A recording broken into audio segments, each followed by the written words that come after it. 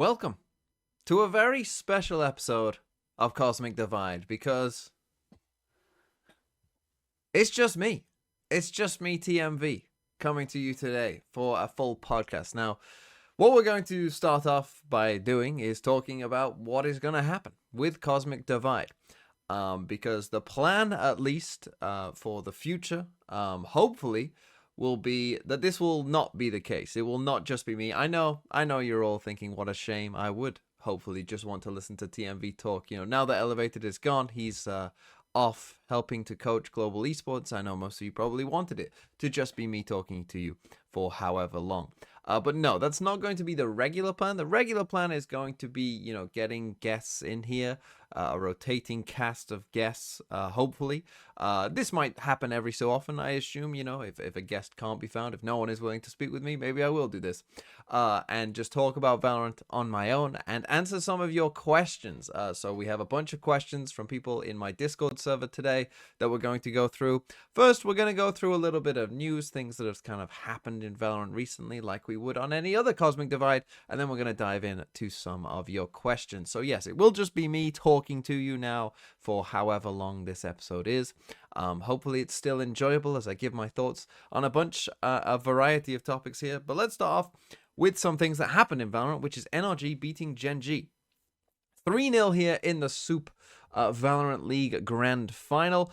And yeah, a nice win for NRG. They managed to win on Abyss 13-4. I thought this Abyss game, the comp is interesting here that NRG played for sure.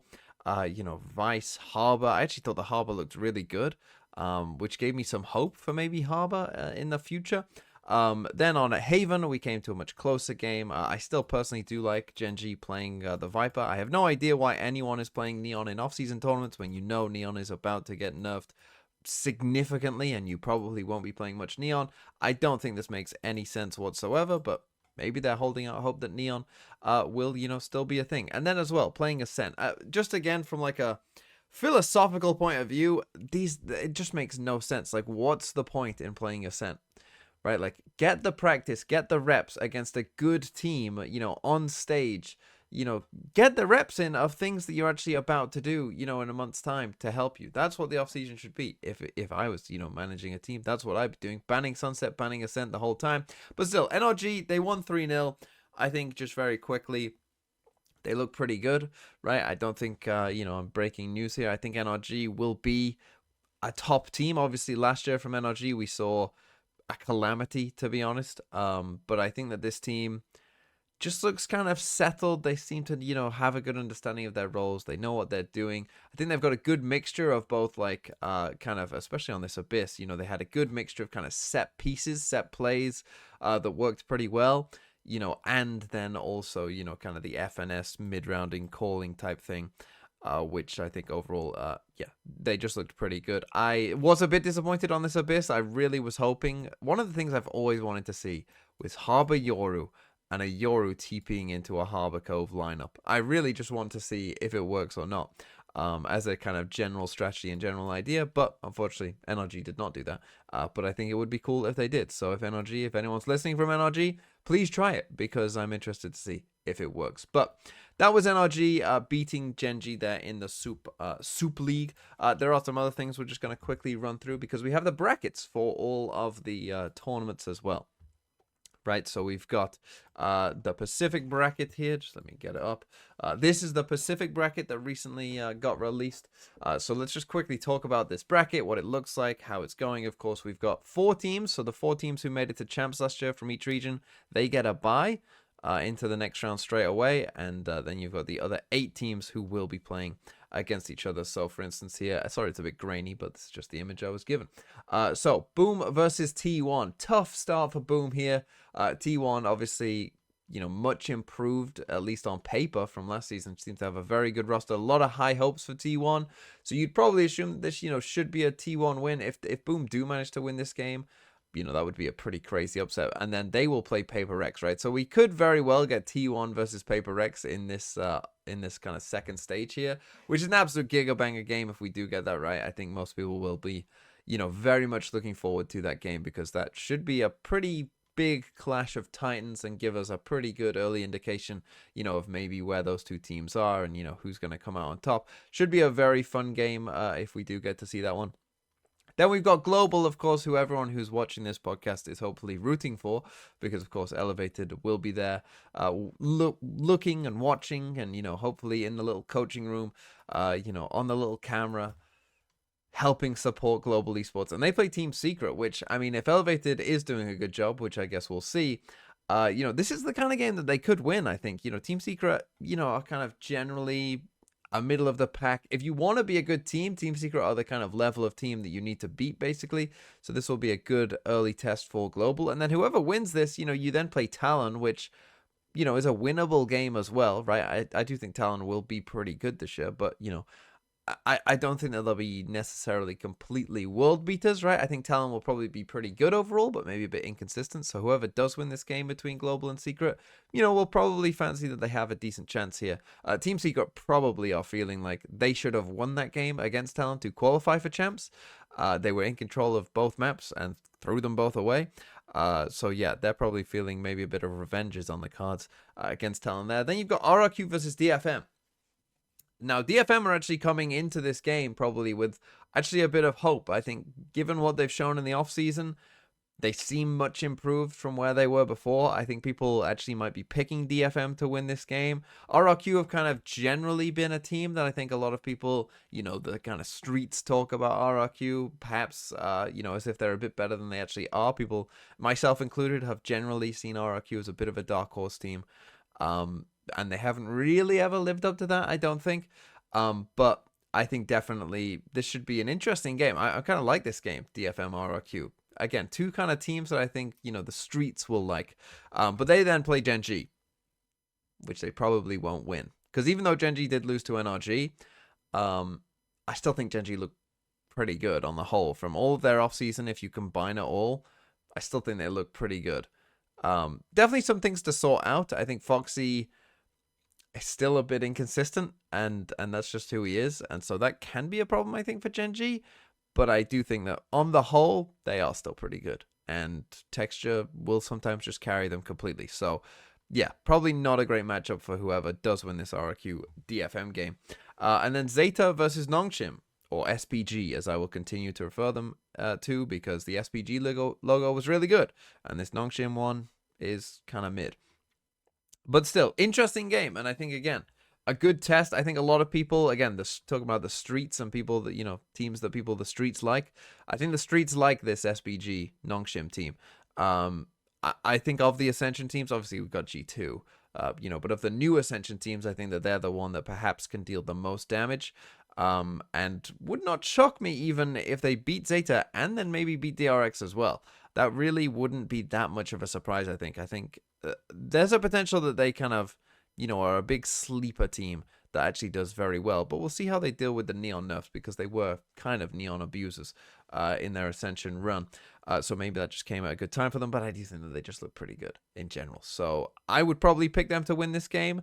But Zeta, have made some changes themselves. Maybe, I mean, it's the start of the season, right? Who really knows what's going to happen? But yeah, Nongshim, I think, are a kind of big dark horse here. I think overall, the bracket probably is the best for Gen G.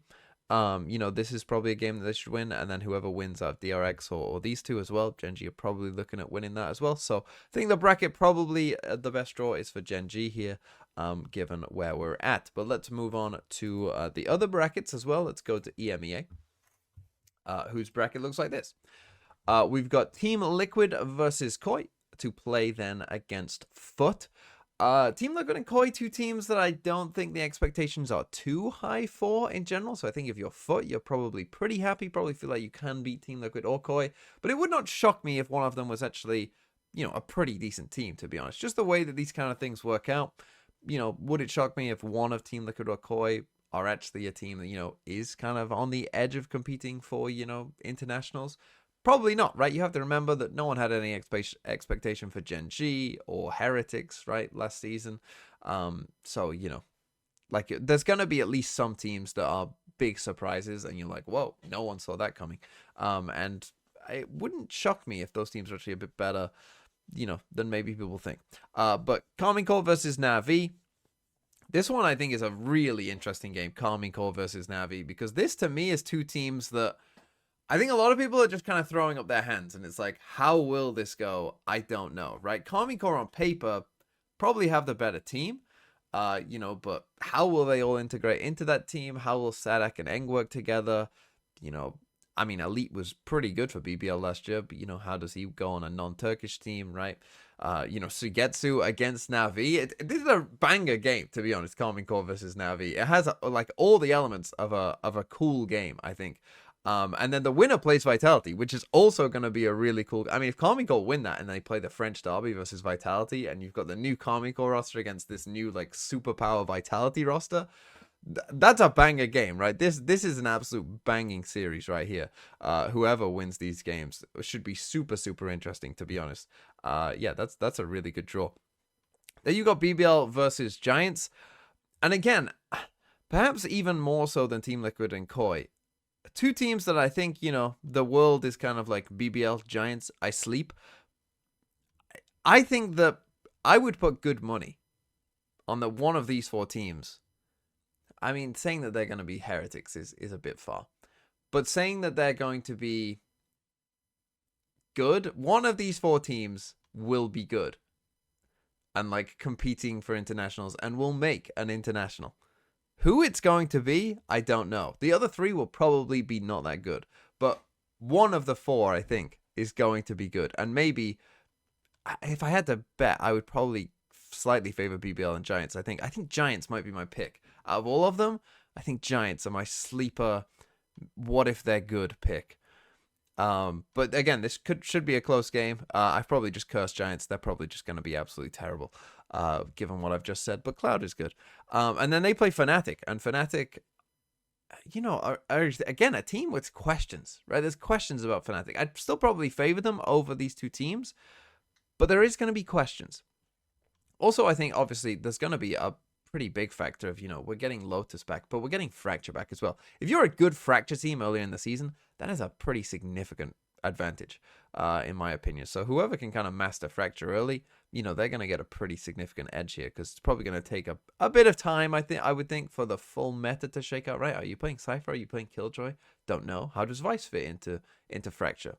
Don't know, right? Like, what's the duelist? I guess we're on Raze now after the Neon nerf, but maybe some people will still hang on to Neon, right? Like, it's going to be interesting. What initiates? Are you playing Gecko, Chaos? Are we still on Sova? It's definitely going to be an interesting way to look at the Fracture meta, and I think that'll be a big part of it. But moving on to the final game, Apex versus Gentle Mates.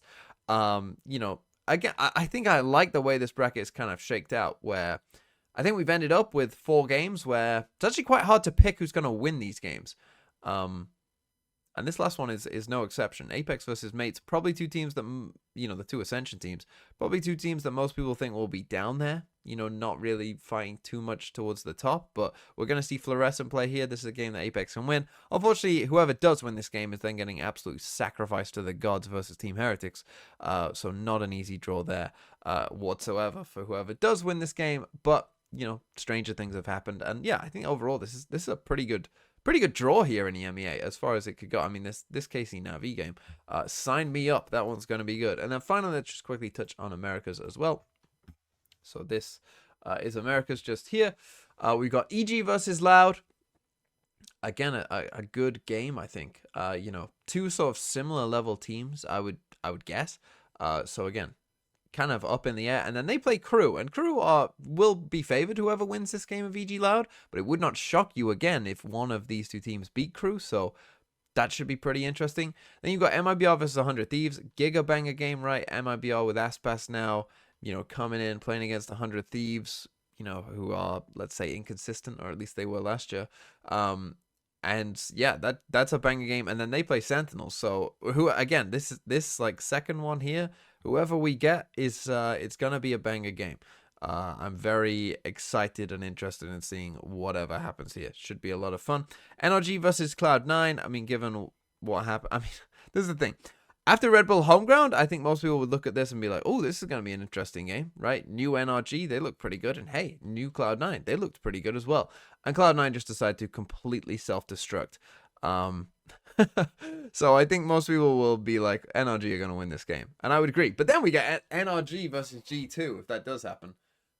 That is a giga banger right there. Oh, man.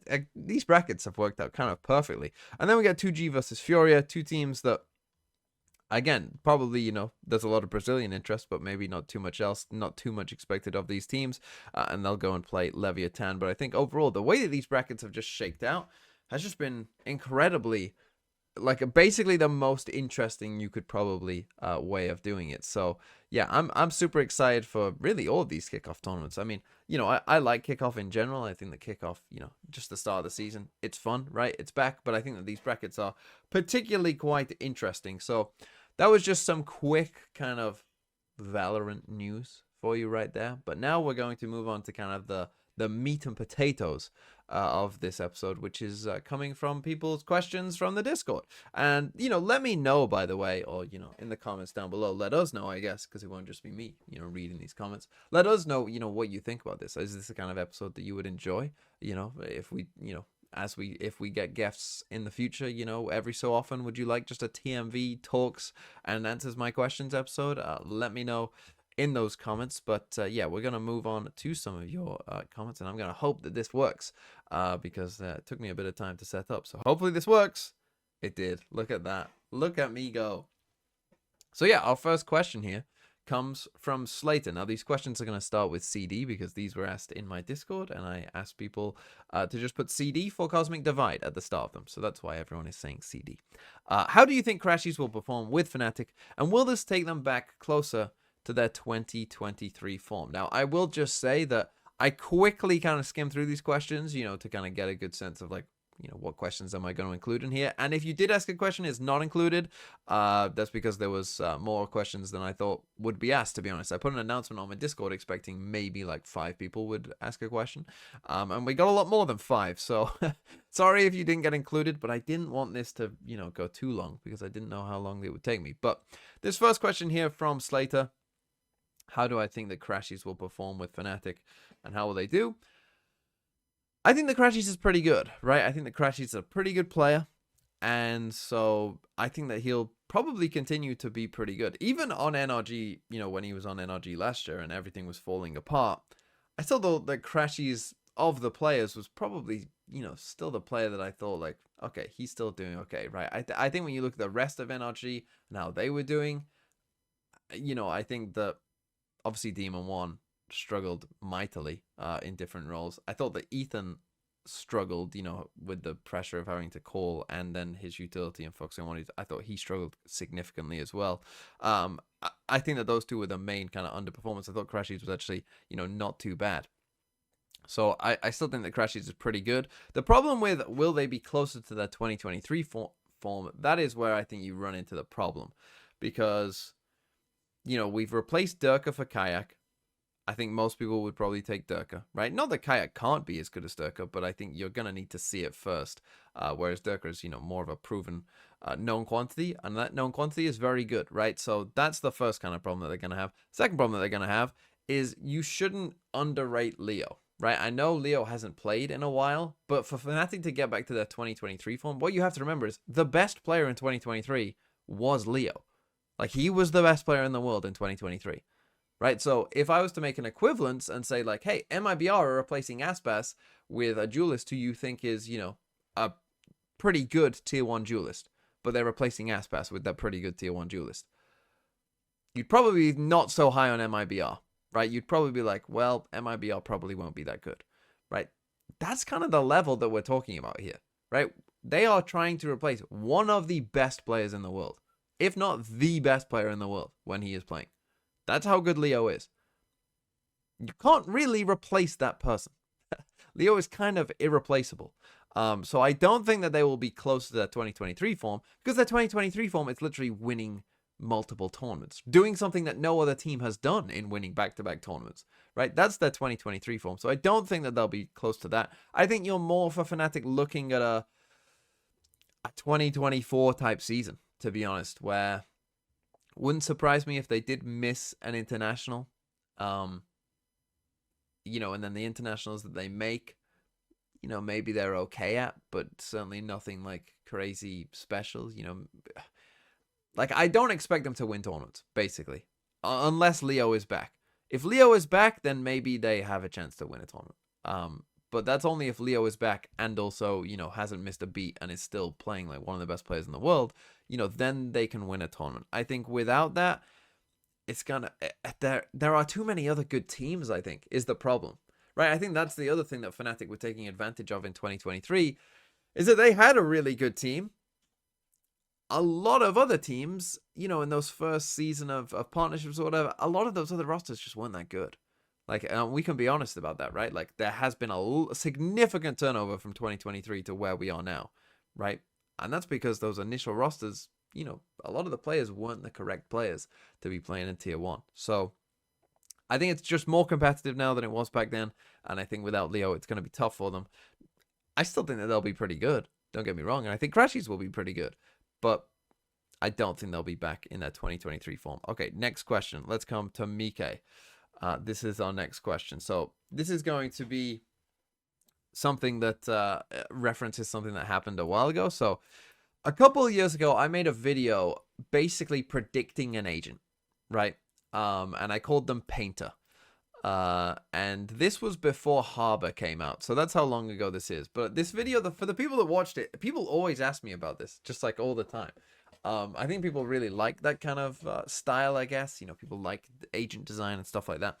And the weird thing is, I knocked this out of the park. Okay, like genuinely, I absolutely smashed it. Let me just quickly give you an example. So, can I see the resemblance between my character's abilities and any of the new agents? Well, yes, because what I did with Painter, I understood that, okay, Harbor was about to come out. We knew it was going to be a controller. And I was thinking, okay, well, it's going to be a wall controller, because at that point we only had Viper as a wall controller, and then the rest were Dome Smokers, right? So I was like, it's going to be a wall.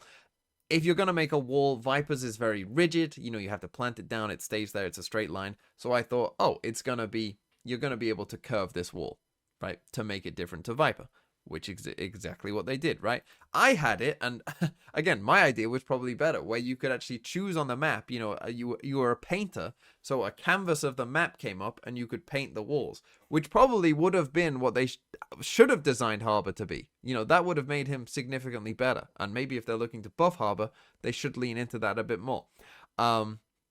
So that basically was somewhat correct, right? I got that part right. But for some of the other abilities, I cannot believe how crazy I got this right. For his ult, I had the ult, him basically, there was like a square, it was like a breach. I described it as like a breach area of effect. Now, obviously, Harbor's ended up being a circle instead of a square, but, give me that bit of leeway. And I said that basically people in that area would get hit by, a kind of flash, essentially. That you would get kind of painted on their face. And, it would kind of drip down as a flash, essentially. Now, obviously, it ended up being a stun for Harbor's ult instead, but, that's pretty close. And moreover, one of the abilities was that kind of same flash effect, which essentially we did get as well with Gecko, right? I basically predicted Gecko's flash as well, that at some point in the game, there's going to be a flash that isn't, like, necessarily a full flash, but is, like, something that comes on your screen and covers up, part of the screen and then kind of slowly fades away. Well, that's basically what I said, and then Gecko got it as well. So, yeah, I was looking back. I think that was a crazy good prediction for some of the things that we're going to see in the game. And I mean, look, it's not rocket science, right? Like, you can look at other games, right? You can look at, you look at like Marvel Rivals and their character design, and then you look at some of the Overwatch characters, or even Valorant characters as well, right? With Overwatch characters or whatever, other heroes in other games, like. There's kind of only so many things you can do that, don't completely break the game. So, they're generally, a lot of character design, you can look at one game and look at another game and be like, they're kind of the same. So it's not rocket science, but I am pretty proud of what I managed to do with that prediction, because I think it was pretty good. But let's move on to the next question here, which is Epos. For the next season, with the EMEA bracket announced, are Apex likely to win against mates, and will it be Floor and Friends?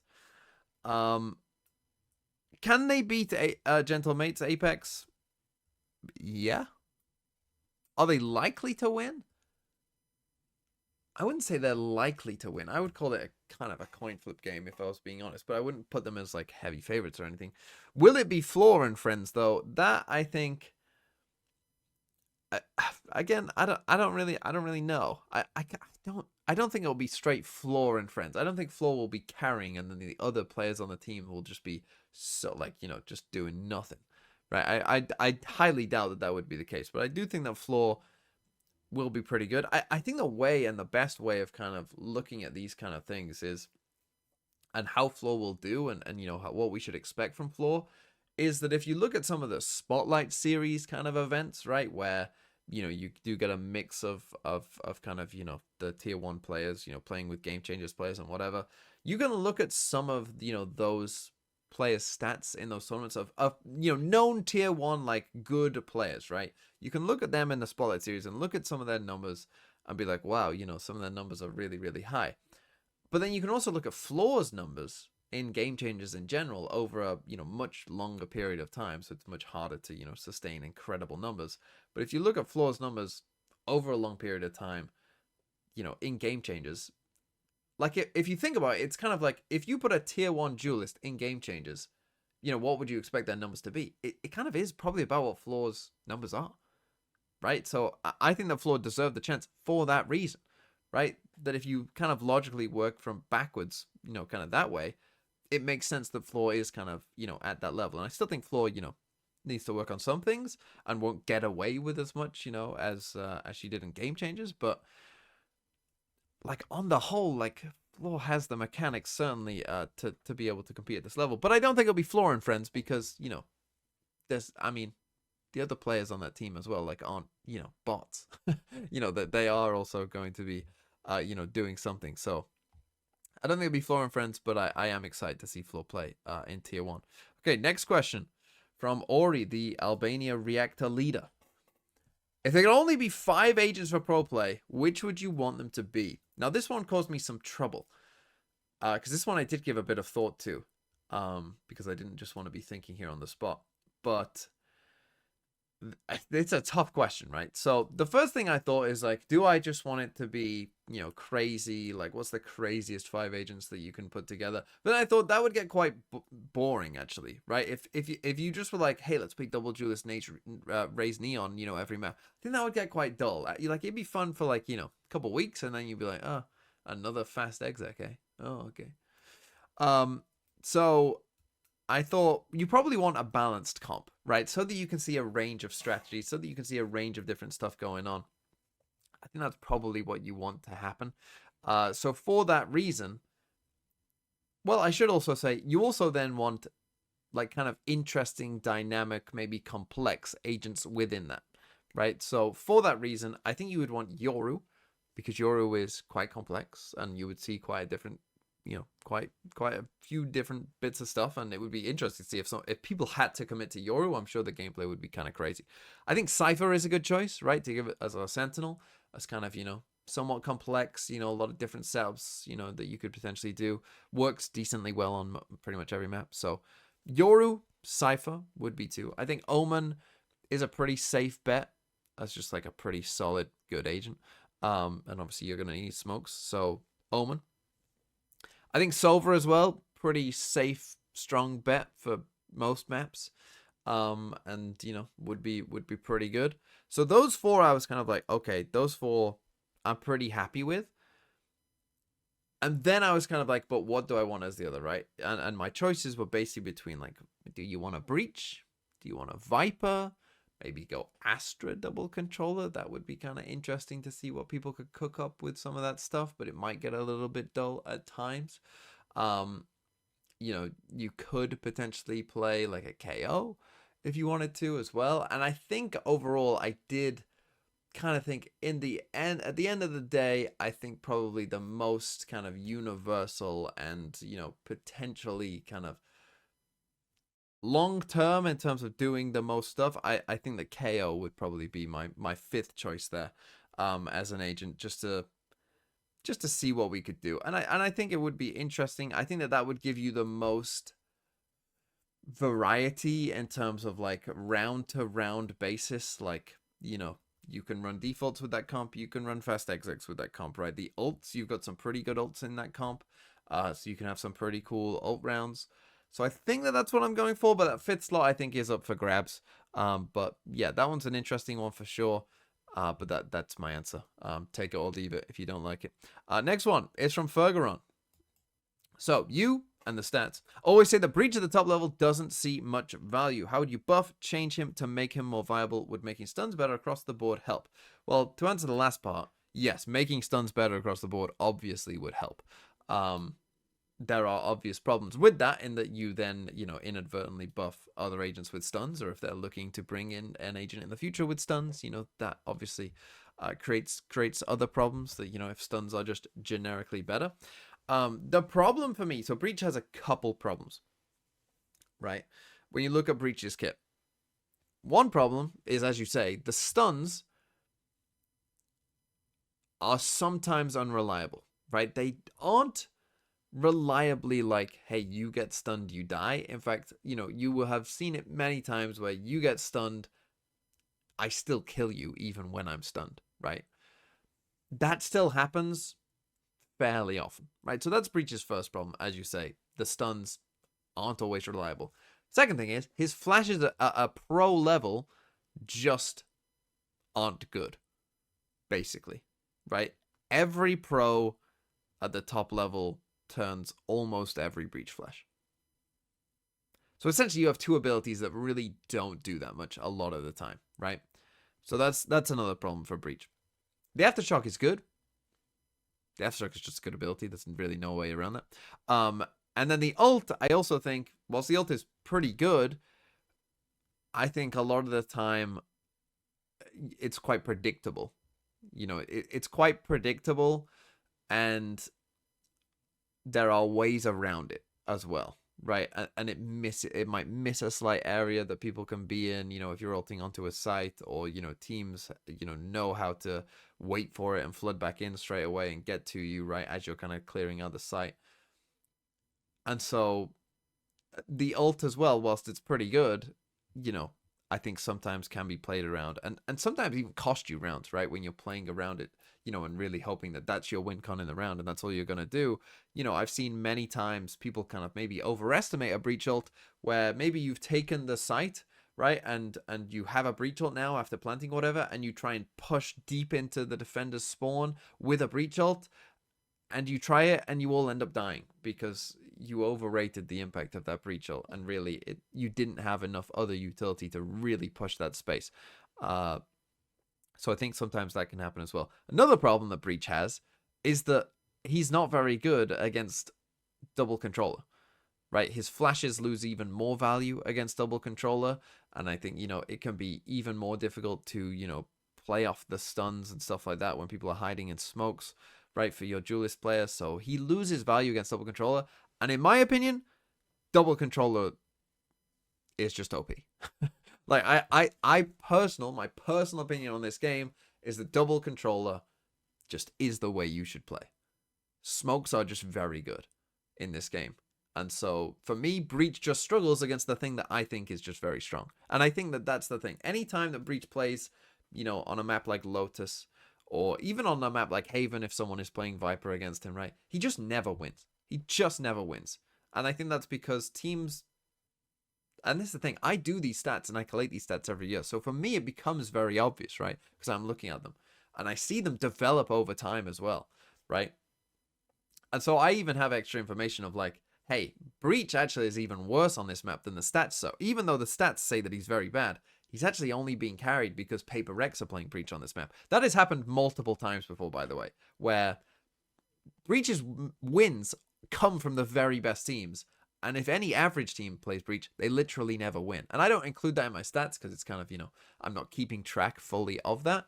And it would be hard to keep track of. But in my head, I can kind of see it as I'm going through the stats, like as I'm typing them in, like, Breach struggles. How would you make him better? The problem with making him better is in ranked, if you make the flashes better or if you make the stuns better, in ranked, he's just going to be an absolute menace for anyone who knows what they're doing with Breach, right? Like, if that did happen, I mean, sign me up, because I'm going to destroy people in ranked. Like, I know how to time utility and where to use Breach utility. I'm going to destroy everyone. So that's the problem.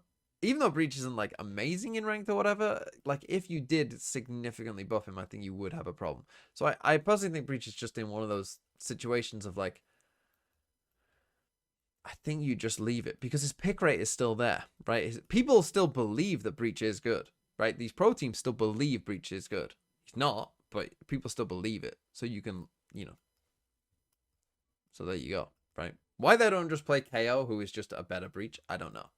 Well, he's not a better Breach. He's different, but he's better than Breach. And in my opinion, KO is just better than Breach. But anyway, let's move on from this poor Breach. Let's talk about Harbor instead, right? So with the Harbor buffs on the way, which by the way, let's just quickly talk about that. They haven't buffed Harbor yet. We know that they alluded to that they want to buff Harbor, but now the season, is probably about to start. So I'm wondering when we will actually get that Harbor buff. Probably, unless they do surprises in like patch 10, right? When the maps change. Unless they do that, probably not looking until after Masters Bangkok, to be honest. But anyway, let's move on. With the Harbor buffs on their way, what agents do I think could be played with him, and what kind of buffs do you want to see? Would Phoenix be viable if they played together? I don't think... I mean, Phoenix, obviously, the flashes are good. I mean, the main buff that they have to give Harbor is to not slow teammates. Again, this to me is just like... From a game design perspective, like if you think about what a controller and the controller role does in the game of Valorant, right? You are there to provide support for your teammates by smoking, right? Your smoke, therefore, should not have negative impacts on your teammates. Just from a game philosophy, game design perspective, I think that is a reasonable thing to say, right? They did that with Viper, right? They made this mistake with Viper, where Viper early on, decayed teammates as well. And it's a terrible idea, right? And the same thing for the slow on the wall. So they have to get rid of that, in my opinion, for teammates. That would be an obvious one.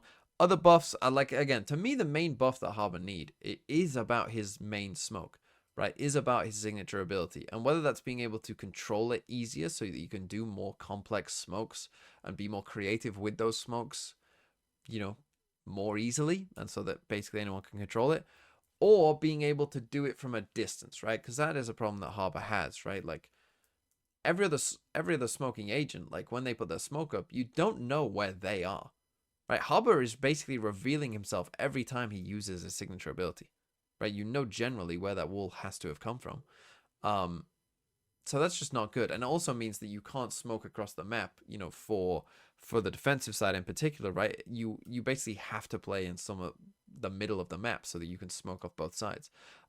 So it just becomes a bit too easy. So any kind of change that like Painter would allow you to see the map and draw on the map instead, that would be good, I think, for Harbor. But what kind of agents would be good with Harbor? I think Yoru has great synergies with Harbor, right? Obviously pop flashing through smokes, but also like Yoru benefits from having a lot of smokes. And again, I think the TP into the Cove is something that I think I would just love to see if it works. Obviously Viper, we know Harbor Viper is just good, right? Because you can cover so much of the map. So Harbor Viper, just gonna be good in general. I also think what we saw from NRG in that game was with Vice Harbor, like having double slows, right? Having a wall that slows you down, and then being able to put a Razorvine when that wall falls, you then put a Razorvine up, and that's a slow, right? I think any agent with slows as well, kind of like a double slow on certain maps, could be very, very effective also. So I like the Vice kind of connection. I know you'll be thinking about Sage, but I think that Sage is funny, right? Harbor Sage, I know that me and my friends, anytime we 5-stack sometimes, we'll play Harbor Sage. Like, Icebox Harbor Sage in ranked is crazy. It's crazy. The retakes, you put a Cove and a wall up together, crazy. And probably it wouldn't work as well, but it is funny. But yeah, I think slows with the Harbor slow into another slow, particularly Vice, because you're not leaning like fully into it. I think fully leaning into an idea, we saw this with Paper X when they're playing like Sage Deadlock, right? I would love it if that kind of thing was viable. I don't think it really is. I don't think you want to fully lean into just one idea of like, this is the strength of this comp and this is all we do. I think having something like Harbor, who has a slow, but that's not really the main thing of his kit, and Vice, who has a slow, but it's maybe not necessarily the main thing of Vice's kit either. Like, I think having agents like that have kind of a similar effect, and maybe you can create some kind of cool synergies with that, but it's not like the only thing that they do. That's pretty strong as well. So yeah, Vice I think would be a decent choice. But I'm hoping for a Harbor buff because I kind of like Harbor. Let's move on to V. As now that some time has passed, was Omen's nerf a good choice? You obviously need a nerf, but is the one we got a good one? No. I still hate the Omen nerf. I absolutely despise it. I think the Paranoia to me still exists as the best ability in the game. I've suggested my Paranoia nerf for those of you who haven't heard it before. I'll give it to you right now. That the Paranoia the time that the Paranoia flashes you should be based upon how close to the center of the Paranoia hit you. So for instance, if you get hit by the center, you get hit with a full flash. But if you get hit by the edge of it, you only get flashed for a brief amount of time, right? And it kind of, from the center, it works its way out, and you get, more or less flashed based on when it hit you. That would be my Paranoia nerf. For those of you wondering if that's something that they could do, it is something that happens for other abilities in the game, like shock darts, for instance, have that effect. And there are other abilities as well that have a similar sort of thing. So that would be what I would do for the Paranoia. And the reason that I hate the smoke nerf is because you take away so much of the uniqueness of Omen, right? You take away so much of the skill expression of Omen, right? Of being able to plant one-ways in positions quickly was something that you could only do if you were really good at Omen. And you completely remove that. And I hate that. Like, I really hate that, because I think that was the thing that was unique to Omen, was a cool, different ability, as kind of an interesting gameplay mechanic, and allowed you, as I said, to express your skill on this agent. And instead, we've ended up with less skill expression, a simpler design, but still keeping kind of a core aspect, that made Omen so good, right? Like that. And that's the other thing as well, right? The one-ways, in terms of their effect in general, were also, I think, they weren't that big of a problem. They were very strong, don't get me wrong. And in certain situations, they were extremely strong. But in other times, they weren't that useful. Like the split B one-way and B main was useless. It was useless. It was a waste of a smoke. Genuinely was a waste of a smoke. In fact, putting a normal smoke down probably would have been more effective. People would have given that more respect than the one-way, because people know that these Omens can't find that one-way reliably enough to put it up, wait the 15 seconds, and put it up again, and then still be holding the angle.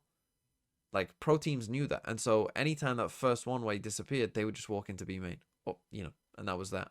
And sometimes even on the first one, they would just walk into B main. So some of them were pretty useless, to be honest, some of those one-ways.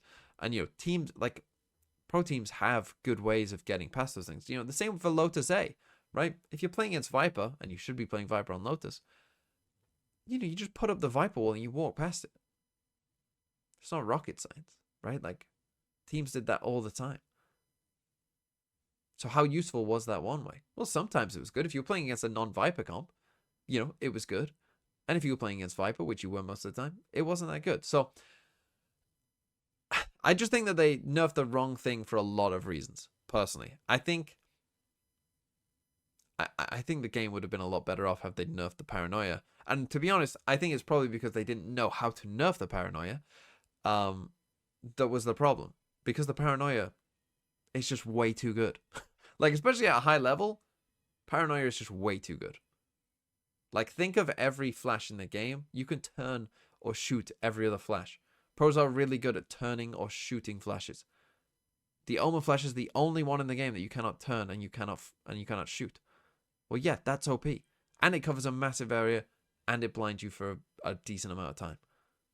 Yeah, that's a super OP ability on both attack and defense.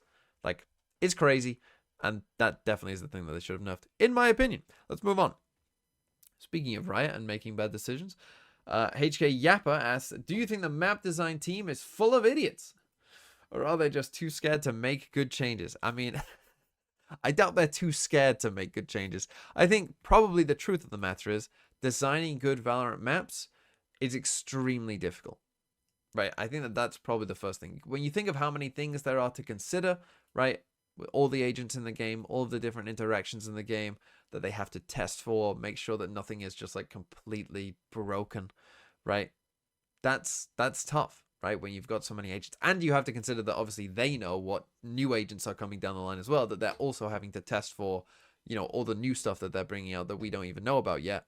They're having to also think about those agents and how that's going as well, right? So I think designing a good Valorant map is probably pretty hard. But actually, if you look at the maps, right? If you look at the maps in general, how many truly bad maps are there? I would say there are 2 truly bad maps, and those are Icebox and Breeze, right? I think that Icebox and Breeze are bad maps. They are badly designed.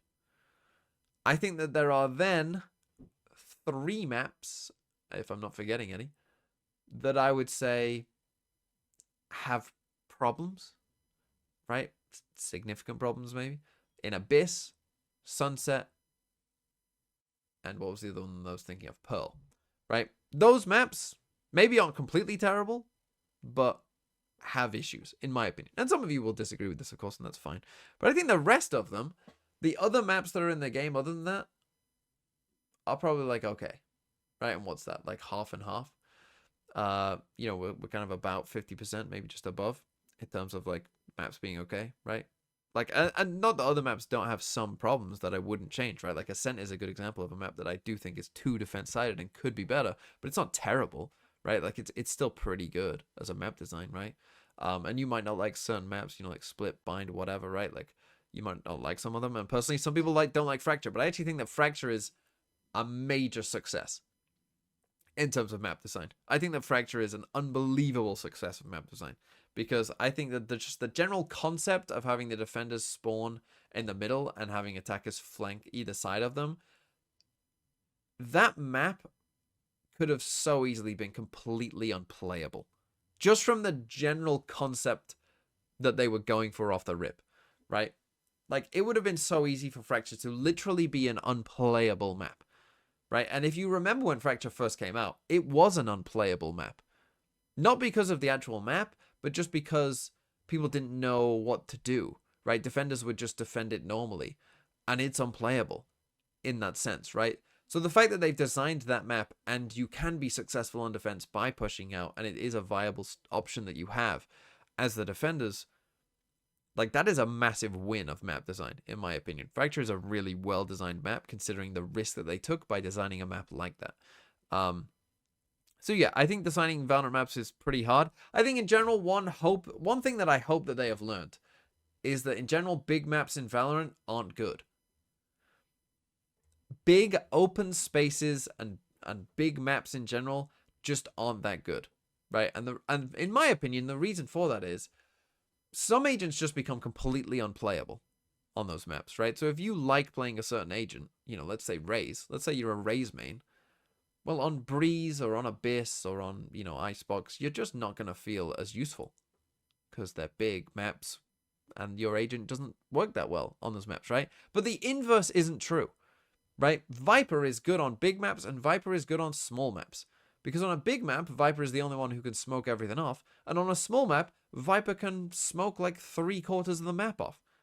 So Viper is good on either, right? The same is true for like Sova, right? Being able to do a Sova dart from one side of the map to the other to help support your teammates, or run a fake or whatever, is still good, right? It's good on a small map, and then on big maps, Fade can't reach far enough, and Sova can. So Sova is good, right? Like, so I think that they just need to realize that, like, by making big maps, you're basically removing half of the agents from being playable. And so the game just doesn't, it's just not the same. It becomes a much more basic version of the game. You're going to end up with maps where there's just less agent diversity. There's just less things to do in general. There's only going to be certain things that are actually worth doing on a big map. So they just, in my opinion, just scrap big maps. Just decide like, hey, big maps just aren't very good in this game. right? Unless you start, obviously as time goes on and we get more and more agents, maybe then it will become okay, when we have enough viable agents on big maps. But right now, there just isn't, right? So you just end up with pretty stale, boring gameplay for the most part, where you're only going to see a certain amount of agents, and that's not that fun. So yeah, I hope that they have learned that lesson, at least for now, that they should pause on big maps, and in general, open spaces just aren't that great, in my opinion. And I get that they want to, have some diversity, but at this point, I think they should accept, like, hey, we've got 3 maps in Breeze, Icebox, and Abyss that are, pretty big, and then add in like Pearl B-side, another place that's, full of open space and stuff like that. We've got enough, we've got enough. Let's move on and create more maps. Let's make another map like Bind. I don't know, or let's make another map like, Fracture. Right? That's what I'm hoping that they do forward, but we'll see, I guess. I hope that they've learned that lesson. But you have to remember, again, they design maps like a couple years in advance or whatever, right? So, Abyss is being designed way in the past, probably before they realized that, bigger maps aren't good.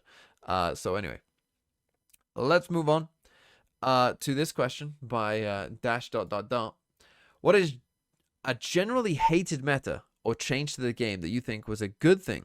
Or the opposite way around, what is a generally liked meta or change to the game that you think was a bad thing? That's a good question. That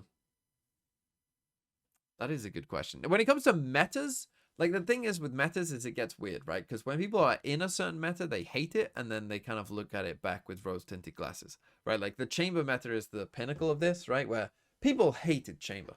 But now, if you ask people what they think of the chamber meta, a lot of people say, "Oh, it was actually pretty fun. It was pretty good." I disagree with that. I think the chamber meta was pretty boring. And I understand why some people like it, because essentially it gave one player the chance to just completely take over the game, right? If you had that one player who was just absolutely frying and feeling it, they could just completely take over the game, and that's cool. If you like, people getting 30 kills commonly and stuff like that, right? That's cool. To me, that was pretty boring. It just doesn't play into the stuff that I kind of like, of like every round is basically find the chamber, push the chamber back, then do stuff, right? So I personally didn't like it, and I think it was pretty boring, but, some people I can understand did like it. So when it comes to metas, it's kind of hard because different people... Like, I don't think there is a generally hated meta or generally liked meta. I think they change. The generally hated metas tend to be the one that you're in right now, and the generally liked metas tend to be the one that, you enjoy, was when you were having the most fun playing Valorant. I don't really think about that. In terms of changes to the game that I liked and didn't like, though, that were unpopular or popular. I mean, like, I think a lot of the... And again, I'll focus on pro stuff because that's, what I'm involved in mostly. I think a lot of the pros, they complain about stuff, obviously about like tier 2 and stuff like that, and Riot and their scheduling and stuff like that. And I understand that because it affects their life. I understand that. But sometimes they'll also complain, about like the smoke change, right? When the smoke... had the little like sparkle effect to show that the smoke is ending, right? And all these pro players are like going mental about like, oh, my skill, oh yeah, let's make it all noob friendly and stuff like that. As if it's that hard to like count to 15. Like, as if it's that hard to be like, I smoked at the start of the round, so I just need to look up for 125 on the clock. Like, bro, come on. Like, it's not that big of a deal. Like, calm down. And like, it's those kind of things. Like, eventually everyone does just settle down and like accepts that, like, yeah, who cares, right? Like, no one cares about that smoke change anymore. But like, sometimes when you get a change like that, the reaction to it, I'm just like, why do you care? Like, it's not that big of a deal. And I understand that, like, on the whole, I don't think it's crazy to say on the whole, Valorant has kind of moved to more kind of, noob friendly. There has been a lot of decisions to make things more kind of, early player friendly, which again, I don't think is a bad thing, because guess what? Riot wants people to play the game. So I don't think that's a terrible thing either to necessarily do that. And most people who play the game, are in like gold or below, right? So again, I don't think that that's a problem. And if you do have that complaint, that is a somewhat legitimate complaint. But when it comes to just like the specifics of things like that, yeah, those things do annoy me sometimes when I see those complaints. Because I think that, yeah, it's just like, wow, who cares? It's not that big of a deal. Who cares? Move on. The game is fine. And things that I have disliked that other people have liked, though, I don't really know too much. I can't think of too many things. I mean, again, like certain nerfs, like, like the Omen nerf or whatever, as we just talked about, like, I haven't been a big fan of. I've definitely disagreed with the community on certain aspects, right? Chamber's strength was certainly one of them. That was kind of an early hot take of me. The Chamber wasn't as strong as everyone thought, and I think, to be honest, I think now you're starting to see that maybe TMV was right. Maybe Chamber wasn't as strong as everyone else thought, right? And maybe other agents were actually better than people thought at the time as well. And I was basing that off the fact that I had the stats, right? And I could see Chamber's win rates on some maps were very good, on other maps weren't good, right? And like, he wasn't even the best choice on, I think, 3 of the 7 maps. Chamber was not the best Sentinel. Killjoy or Cypher were better than Chamber on, I think, 3 of the 7 maps. And I think Acend might have even been like exactly 50-50. So I was basing my opinion at the time on that. And I know a lot of people disagreed with me and probably still do. But if you think about it now, like where Chamber is now, right? If they buffed, I mean, they have buffed the Headhunter cost back to what it was. They have buffed the ult, somewhat back. They have changed the TP to have a bigger radius again than it did initially when it got nerfed. They have slowly brought Chamber kind of back to the levels that he was somewhat. Apart from having 2 trips, but you have to remember the Chamber was still seeing a ton of play, even with just 1 trip. 1 trip, with the range restriction, Chamber was still seeing a ton of play. It's not until they nerfed the TP that Chamber, really changed. And if you think about it, we're mostly back to where Chamber was, apart from the TP, which was always the thing that made Chamber broken, by the way. But I still think even if they made it bigger still, would people pick Chamber? Like, what is the limit? What is the extent? As long as you can't TP halfway across the map, how big does that radius have to go before Chamber becomes a problem again? And the answer is, like, maybe Chamber wasn't that good back in the past. Basically. It's how you should look at it. And TMV was always right. Anyway, let's move on. To Shadowstorm.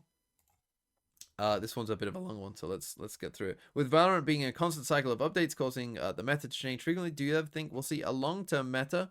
Whoa. And do you think we'll ever return to a previous meta? Such as if Chamber gets buffed again. Funny, I did not know that this was the next question, but talking about Chamber.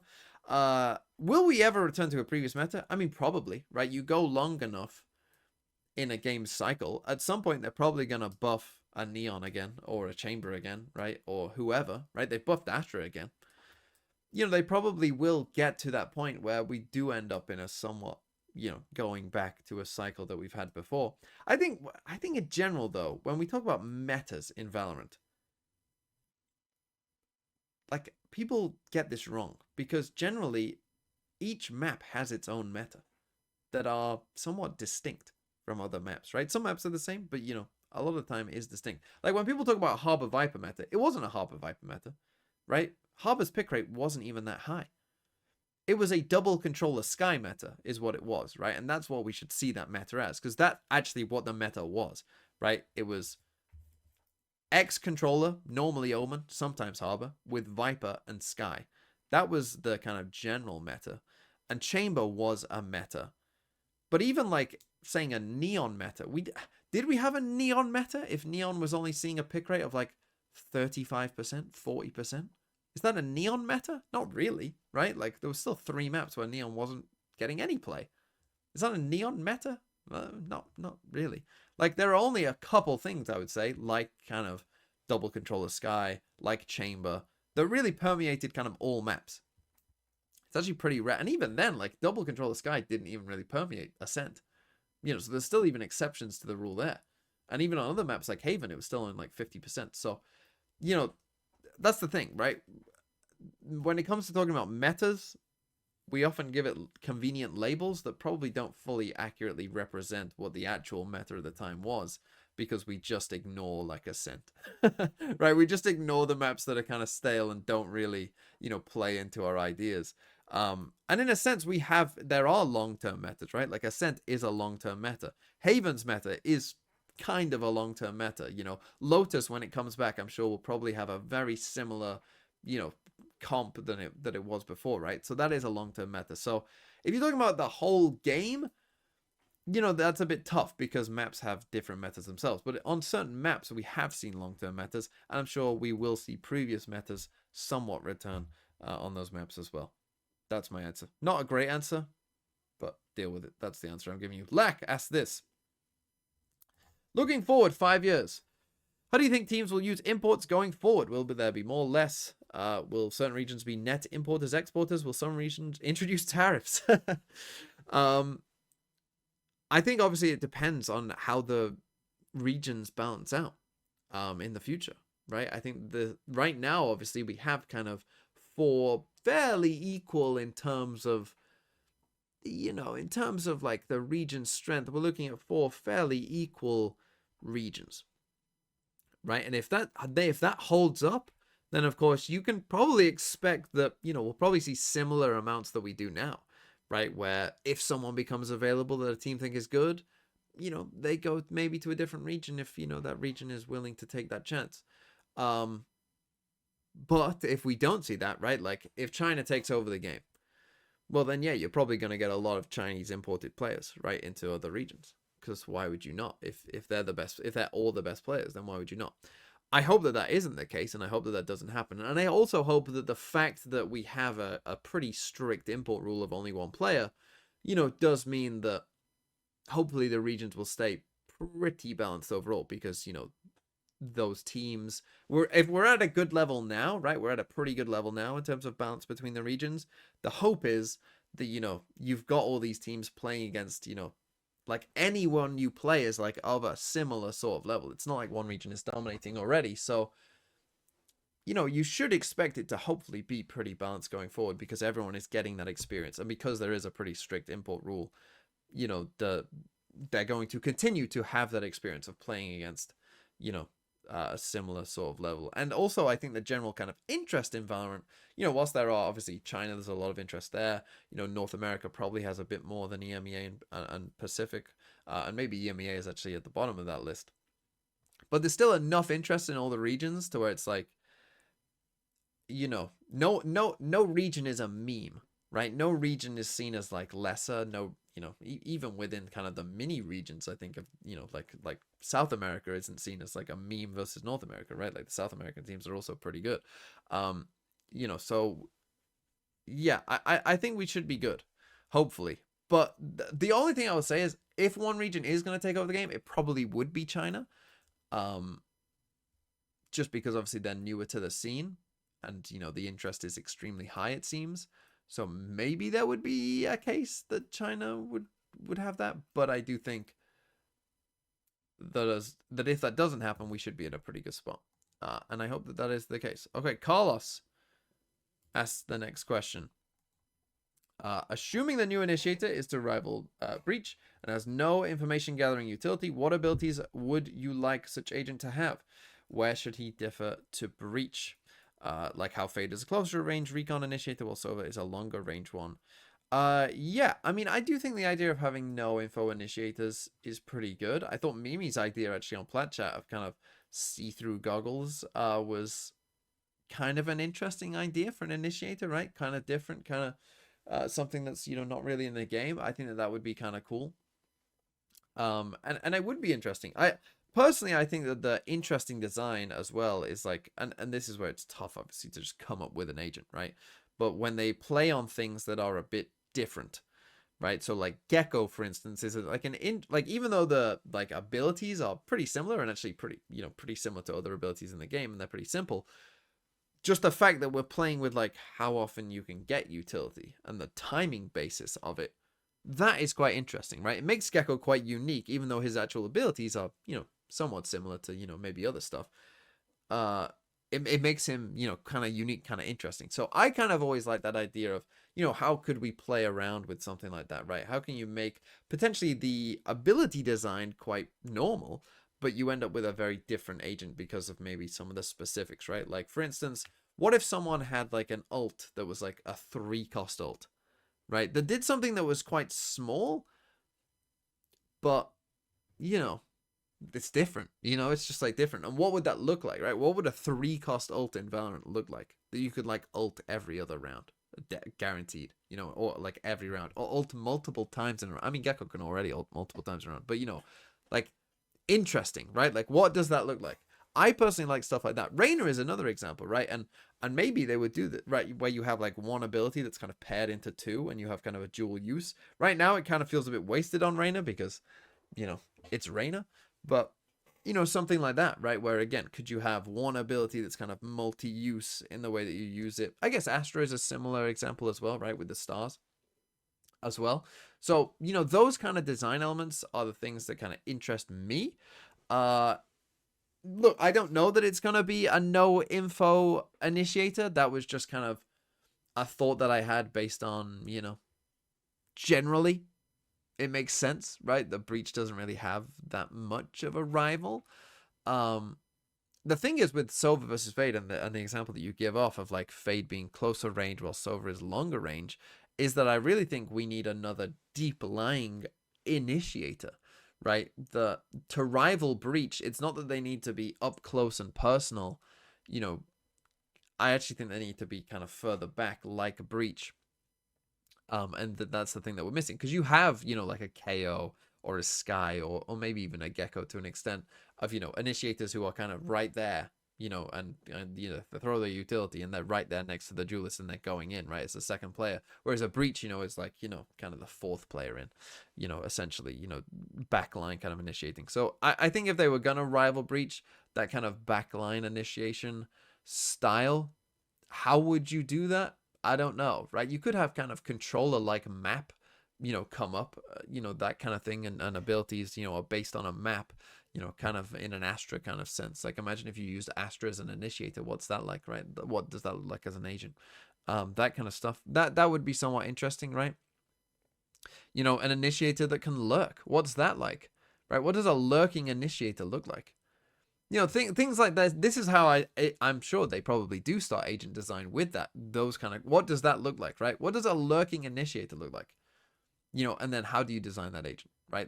It's probably how they start with their agent design. So those are the kind of things that I would be thinking about. I'm not going to give you like exact, this is the ability that they should have, because I don't know.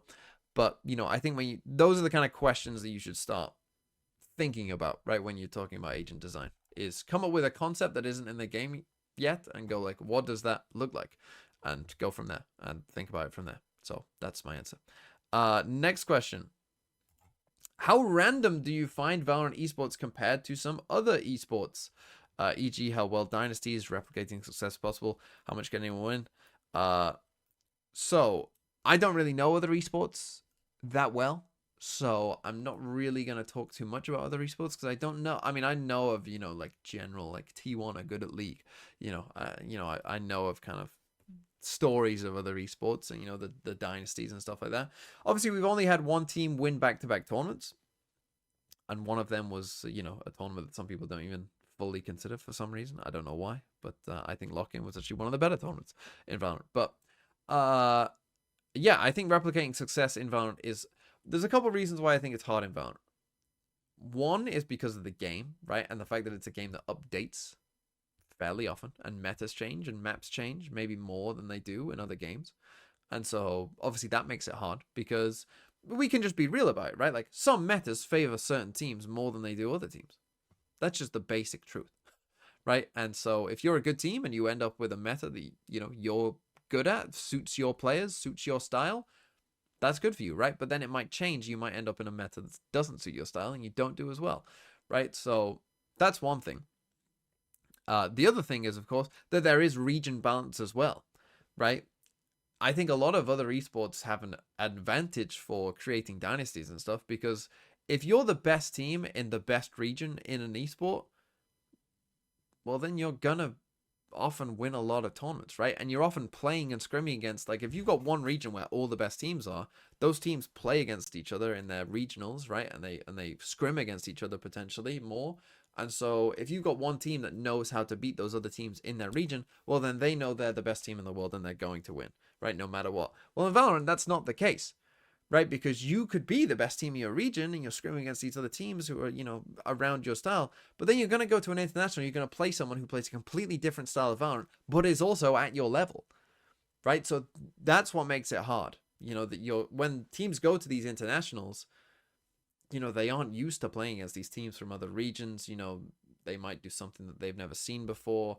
They're probably just in season. They're focusing on themselves. They're focusing on their upcoming opponents. They don't have time to watch, what's going on in Pacific or China, right? So they don't know what they're doing, right? It's not until they're about to play them that they, start studying them. And even then, in those international tournaments, you only have a couple days. You might only have one day to prepare. So it's not like you can create a full detailed plan of knowing what you're going to do, right? So I think Valorant is pretty hard.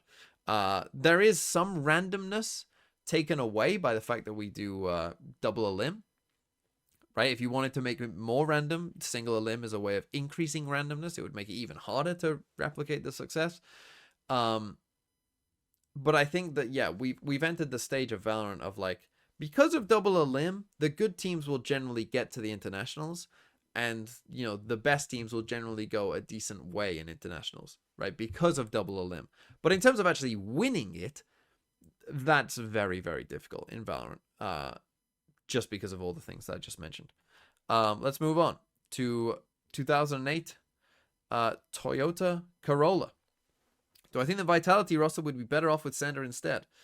This one I can answer very, very easily, to be honest. Yes, I think that Vitality would be better with Sender instead of Kicks, to answer kind of the second part of this, which is would you replace.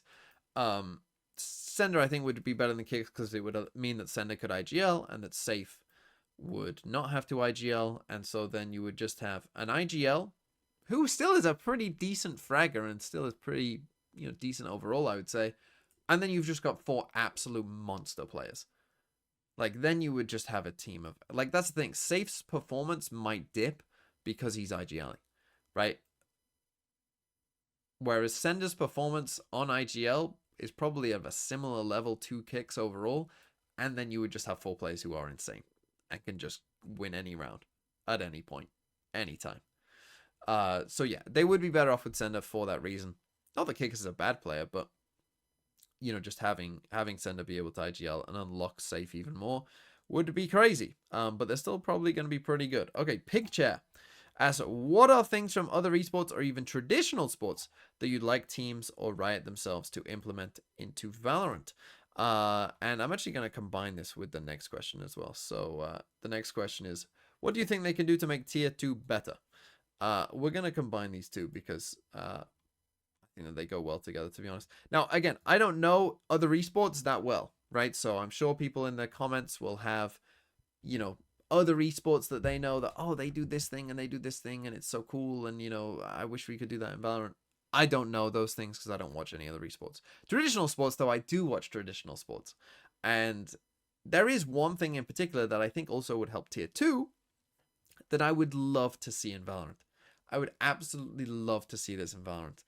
It would be difficult to do. The logistics of it aren't easy. But if they did do it, it would be crazy good for the game and the esport and Tier 2. And that is have an FA Cup, right? So for those of you who don't know, the FA Cup, so you've got your Premier League and you've got all your leagues, right? And they happen and they, you play everyone twice, right? You play everyone home and away. And that's how the league works. And then you have the FA Cup. And it's a separate competition that any team can enter, right? So literally, I could go and get 10 other people from the local pub. We can form a team and we can enter the FA Cup, right? And we have to go through, a bunch of other stages, right? To keep going and qualifying. And then eventually, bigger and bigger teams enter the tournament, right? So you get to, round 3 is where all the big teams enter the FA Cup, right? Before that, they haven't had to play. You've had a bunch of little teams playing a bunch of, progressively slightly bigger teams as you go on. And then eventually you get to round 3, and that's when, everyone is in, essentially, right? And I would love to see this in Valorant. In fact, I would love them to replace the kickoff tournament with this idea, right? So for the first international, the way that you qualify is through an FA Cup, right? You integrate it with Premier, and any team, I guess you would all have to be above 18 for like the VCT rules, I suppose. But any team of 18 plus 5 players can enter, and you play, and you just keep going, right? And then eventually, and it's all online, right? And you can do the broadcast online. We know we can do an online broadcast. We know we can do online games, right? You'd probably have to separate it, at least initially, by kind of sub-region, right? So like Brazil would obviously play in Brazil. The South America teams, would play in LATAM. The NA would play NA. Same for across the world, right? You'd probably start in like, small little things so that the ping is all fine, and then you would have, let's say we get to the last 16 or whatever, or the last 8, whatever it is. And you then invite those teams to play on LAN, whoever's left to play on LAN, right? And maybe the big teams, they only have to win like, 3 games to get to the LAN part of it, and then they're at LAN, and then there they go. But I think it would just be super cool if that was the case. Because obviously what that would then mean is the tier 2 teams, or even like your random Premier team, they have a chance to go all the way, right? And it's just a single elim full bracket into the top 2 qualify for the first Masters tournament, right? And it's a way of kicking off the season with a super fun tournament that, I think would get people excited for the fact that they could enter this tournament, right? And oh my God, me and my friends, we're playing against Team Heretics, right? That would happen, and it would be cool, and you'd get absolutely stomped, but it would be super cool, right? And people would be so excited for it. And yes, the logistics of it would be difficult, but I think that the payoff is honestly worth it, right? And again, if you're only inviting, let's say it is just the last 8, right? If only the last 8 get invited to go to LAN, well, probably at least 6 of those 8 are probably going to be tier 1 teams anyway, so they're going to be there anyway, right? So that's no problem. And so you probably only have to invite like actually 1 or 2 extra teams, fly them in. The cost of Riot wouldn't really be that much, right? To invite like 1-2 teams, maybe max like 4 if something crazy happened, right? Inviting like, that many people to Berlin to come and play, for like a couple days isn't going to be that big of an issue, I think, in general. And, I'm sure Riot can afford to do that.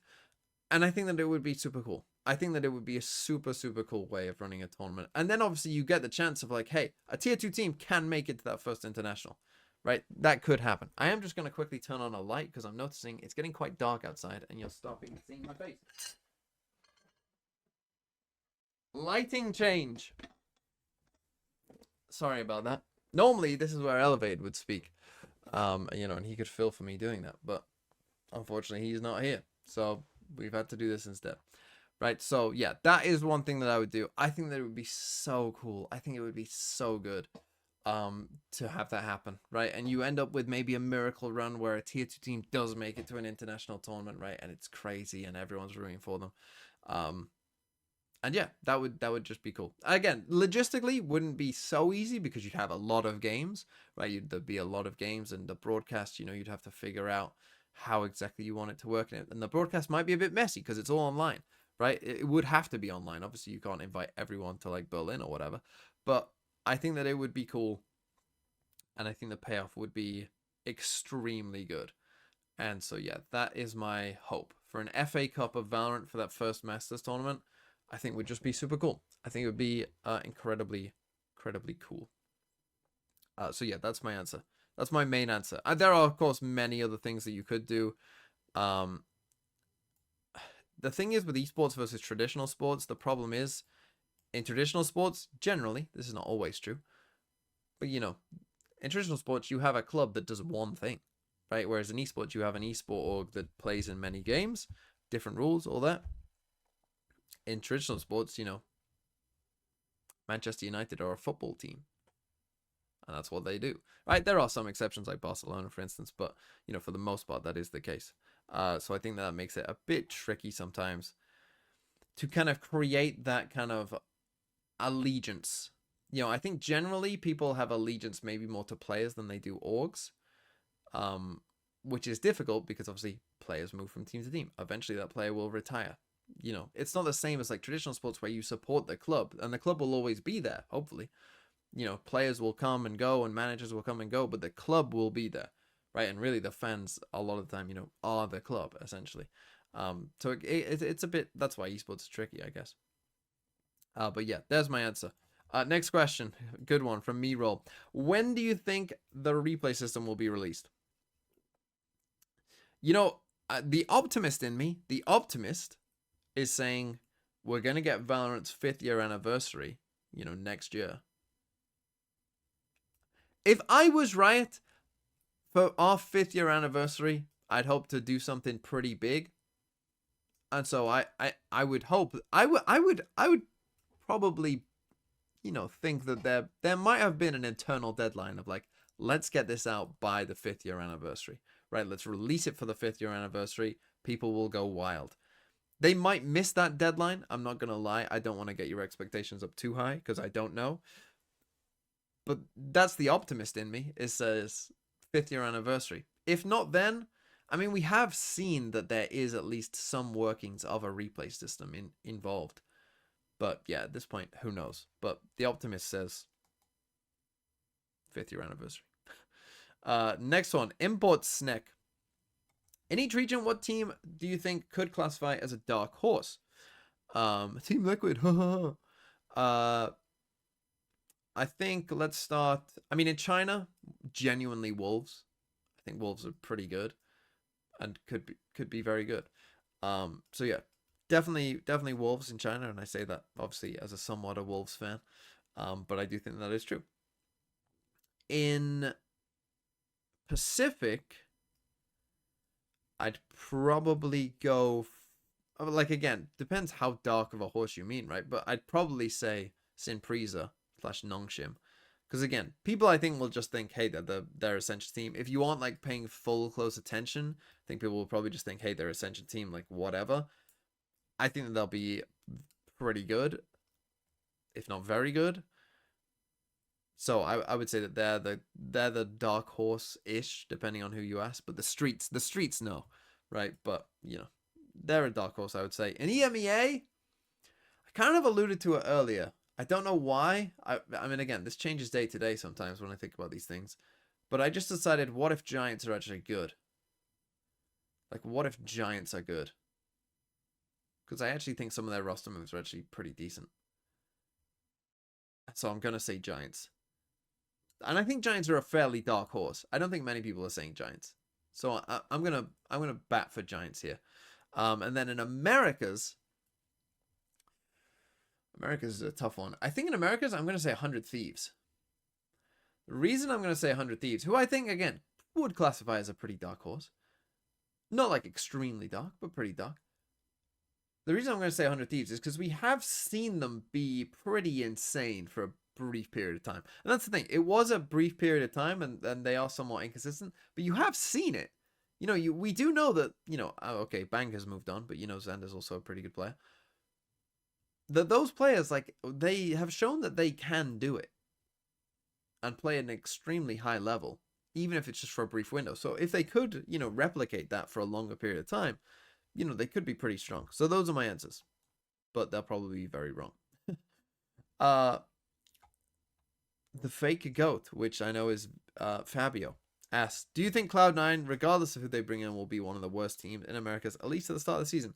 I mean, they should be. Interestingly enough, people have reacted here to this with loud. I don't know why, but they have. You would think that they should be, right? Just based off the fact that they're not going to have much practice time together. They're bringing in a new IGL. There's going to be a lot of pressure. There's going to be a lot of hate rooting against Cloud9, which is extra pressure as well. Yeah, they've got a pretty tough bracket. Yeah, basically. Maybe they can get better towards the end of the season, but I just think, yeah, that whatever, right? I don't really have too much to say about Cloud9. What do I think the most underrated move of the offseason was? The most underrated move of the offseason. I mean, that's tough because obviously there's so many. The most underrated move of the offseason. Again, I've been batting. Anytime I've been on Plat Chat, I've been batting for Natank. That's not for no reason, by the way, either. That's because when you watch, like, it's because I know the, like, to me, what makes an underrated move, right? It's not someone like Buzz going to T1 or Durka to Vitality, right? Like, people know those are good players. People know who those players are. The reason I'm going to say Natank, and I'm sticking with this Natank thing, is because most people I know won't have watched most Gentlemates games. Most people who are in the kind of the Valorant sphere and even commenting, some of them won't have watched any Gentlemates games. Right? Like, some of these people won't have watched any Gentlemates games, right? And I understand that. And that's the thing. When you watch Natank play, he's good. You go and look up Natank's stats from last season as well. Like, I think in stage 1, he was like a top 5 or 6 player. He's definitely up there. And then in stage 2, it wasn't as good, but he still had a pretty good, like, VLR rating, and his numbers are pretty good across the board. So, like, stats-wise, he's pretty good. On the eye test, he's just pretty good. But also, barely anyone will have watched him play. So, to me, he has all the makings of, like, secret very good player that, like, not many people know about. I'm going to go with Natank as my answer there to Leviathan. Because it's a weird move as well, right? He's moved to Leviathan, which is a strange move, but whatever, right? I think he'll be good. I mean, of course, there are so many other ones that, you know, that could be the case. Yeah, I mean, there are just so many to have to think about. But when you're talking about underrated, I mean, the truth is, it probably is, again, like, I don't know, it'll be someone on MIBR who isn't Aspas, right? Or isn't Nozwa. You know, one of the other 3 players that, like, you know, no one's really paying that much attention to, you know, it turns out to actually be really good, right? Like kind of Karen was for Gen G, right? Just someone that, like, I mean, Karen, literally no one had ever heard of, right? It just turns out to be insane, right? Or Heretics, right? Like Rien's. Who the hell's Rien's, right? It'll be one of them that literally, some tier 2 player that no one knows of turns out to just be a goat, probably. So, next question. Do I think Art using the Odin will make people in ranked use the Odin? I mean, people in ranked already use the Odin, do they not?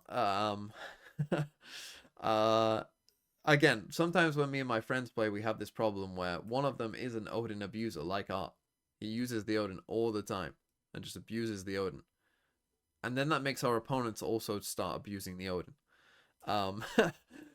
So I'm quite used to seeing people use the Odin, in general. But yeah, I think that it's interesting, right? And I think he might make people realize that this is the way to go, right? That using the Odin is more viable than you might think, and that other guns in general, right? Judge, Odin, right? Outlawed even, you know, are more viable than, you know, people give them credit for right now. So yeah, maybe. But I just love the fact that he does that. I think it's funny. But in ranked though, do people pay that much attention to what's going on in the pros? I don't know, in general across ranked. Do I think Premier should be modified to include more VCT-like elements like timeouts, coaches, and map pick plus ban? So the answer is yes and no. Timeouts, yes. I think I wouldn't give team, like, you don't want it to go on forever. So I would say let's just limit it to 1 timeout per game. But I think 1 timeout per game is perfectly reasonable thing. Right? I think that's perfectly reasonable to have in Premier, personally. 1 timeout per game. Coaches and map picks and bans, no. Right? The reason that I say this is because, again, you have to think Premier is about, you know, eventually when you get to the top, it's about promoting actually into VCT challenges, right? So the thing is, if you add a coach, the problem is that you don't know if that coach is just basically doing the IGLing. If you have that, and I know that in theory that technically could happen anyway, right? If, you know, you could set up in a Discord call, right, where everyone just streams their their POV and you're in a call with a coach as well who's just IGLing for you. That could be the case, but obviously that's harder to set up than if it was just actually in the client and the coach could be in there changing between people's perspectives very quickly, you know, and just calling rounds and telling them what to do. So coaches, I'm against for that reason, because you won't be able to do that when you reach challenges, right? Once you reach a certain level, it's like, well, you can't do that anymore, right? So you might just end up promoting the wrong people because they essentially, you're playing with a different rule set than you would when you actually get promoted up into tier 2. So that's why I'm against that. Map picks and bans, similar sort of thing, right? When you're talking about competitive integrity, if you have map picks and bans, you possibly will just get to the case where one team is good at one map and they're only really good at like 1 or 2 maps and they're not good at the other maps at all. But it just so happens they go on a run of like no one bans those maps against them, and so they're just really good at those maps and they just only play those maps and they end up getting promoted all the way to challenges. But it turns out they're really only good at like 2 maps. And you could make the argument that essentially BBL were a tier 1 team that were only good at Acend, and that is fair. But you know, I think that it's completely reasonable for Riot to suggest that we want to make sure that, you know, if you're winning your Premier League or whatever, you are truly the best team. And that includes being good on a range of maps and not just we're only good at one. So I think that I would say yes to timeouts, no to coaches and map picks and bans. Is where I would land on that. Hey, is there any overall career goals streaming YouTube-wise that you would like to still achieve? And have you achieved any of the goals that you set yourself previously? Great question, because it's about me. But the answer is, and I'm going to be very different here in my answer to how most of the world works, which is I am anti-goals. I don't set any goals for anything. I think it's an unproductive way. And a lot of people disagree and say it's a very productive way of living your life, to have a goal, work towards it, and, you know, do it and all that. I think that goals are kind of dumb. Because it's a very binary thing, right? When you set yourself a goal, you either achieve it or you don't. And if you don't, you feel bad about yourself because you didn't achieve your goal. And if you do, then probably what you'll end up doing is just setting yourself a newer, higher goal that eventually at some point you will just fail. So basically, when you have like a goal-oriented life, you essentially just become a failure at some point.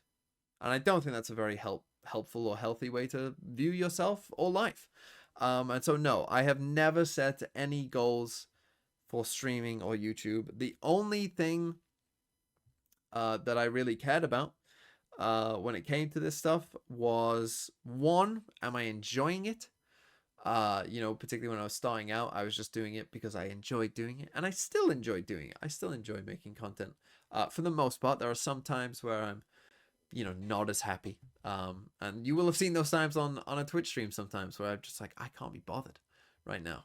And sometimes I actually feel bad because sometimes I feel like it's difficult because sometimes, you know, when you really just can't be bothered to do something, but you're just like, it's your job, so you have to do it. And it's like, but for me, like when it comes across on a Twitch stream, it's like, I know that, like, I feel bad because it's like, I know I'm not being the best streamer I can be right now because I just kind of can't be bothered, right? But I sit there anyway a lot of the time, which isn't great. But yeah, goals in that sense of like, oh, I want to hit 100,000 subscribers or anything like that. No, never. And as soon as it became like my job to do this, then the only thing then I had to put a little bit of care into like, you know, am I making enough money to live? But you know, as long as that's the case, as long as I'm making enough money to live, and I'm enjoying it, yeah, those are the only things I really care about. Because those are the only things that I think really matter when it comes to something like this. So yeah, I don't look at my YouTube analytics, right? No. Twitch analytics, YouTube analytics, unless someone else asks for them for some kind of sponsorship, or, you know, sometimes Acend will ask for them, whatever. I don't see them. Sometimes I'm surprised myself, right? Sometimes I'm like, I look at my views and I'm like, whoa, you know, I think recently one of my videos hit 100,000 views and my girlfriend was like, hey, did you know like some of your videos are doing pretty well recently? And I was like, no, because I genuinely don't look at it because it's only there to make you feel bad about yourself. And so, yeah, I just make the content that I like, whatever I want, you know, and this is another reason why like my editing will never be good, because it's me who edits it, right? And my thumbnails will never be the best. And people always ask me, oh, can I edit for you? Can I, do your thumbnails for you? And I was like, no, because if I do that, then I actually have to care about the video doing well, because then I have to pay you, and I have to make sure then that the video does well enough to where, I can definitely pay you, and, also probably have some for myself so that I can live. And so, no, I won't be doing that, because then I have to actually care about how well the video does. Whereas when it's just me that I have to worry about, there isn't that kind of extra element to it. So yeah. Live a simple life. Don't set goals. Just happiness is the only thing that matters in life. So just have that be the goal. Don't let... I hate when someone says... Sorry, I'm going on a big rant, but this is really something that I really passionately feel. Because this, again, it's like where I feel like I'm against the kind of wider world, where the wider world will tell you to be ambitious and, you want to be a successful person. I hate when people describe people as successful. I hate it. Because they might be successful, but that doesn't mean that they're happy. It doesn't mean they're living a good life. Even if they're successful in their, business world, who cares? I'd rather be happy and not successful than miserable and successful. Shoot me, business world. TMV philosophy stream over. Let's move on. Do I think that Vice is similar or even better than Killjoy Cypher at stopping a push? From my experience, especially after the buff, she has insane stopping potential on maps like Haven and Bind. Yeah, I think that, especially because, and this is certainly true now, it might be less true as we go on in time, but certainly now, right, like, people know all of the general Cypher Killjoy setups, right? Like, if you play the game enough, you just know the general setups and where they are, right? So that means that their stopping potential is less, because I'm just going to shock dart where most of these trips or most of these nanoswarms are, and it's not going to be there, right? Whereas with Vice, people don't really know right now maybe where all those setups are, right? And what exactly you're going to do, right? Like, maybe there are something, like, where is that flash? I don't know, right? So they might run into it more, which gives you a better chance. And I also think the wall in general, is just, you can't shock it, right? Like, you eventually have to trip it. And you can do sometimes, but, like, that's the thing. The wall still gives you kind of a minimum baseline value, pretty much no matter what. So yeah, I think Vice, I personally think Vice is probably the most underrated agent right now in terms of, like, and I think you are starting to see more and more teams, like, you're starting to see more Vice, I think, particularly on, like, Abyss. Vice is actually becoming quite popular. Wouldn't be shocked if Vice became meta on Abyss, to be honest. That wouldn't shock me, because I think that Vice, there's some pretty good setups there as well. We saw it from NRG, but you're starting to see it from a few teams.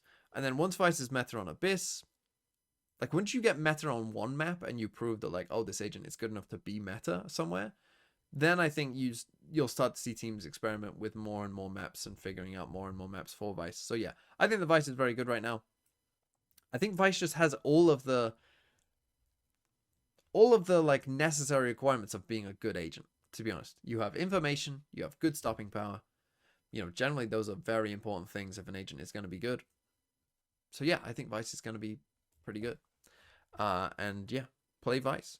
Vice is good. Moving on. Military bronze rank. Do you think Pacific tier 2 teams being competitive had anything to do with 9 out of 12 Pacific orgs having academy teams? Not particularly. I think that the reason most Pacific orgs probably got academy teams is twofold. One is it's kind of in the culture of some of these places, like Korea, like DRX, T1, have had academy teams in Valorant prior, right? So I think it was just in the Korean culture that academy teams are a pretty good idea, right? So that's one thing. And Japan maybe somewhat as well, added on to that. So that's why those teams, I think, kind of went with academy teams.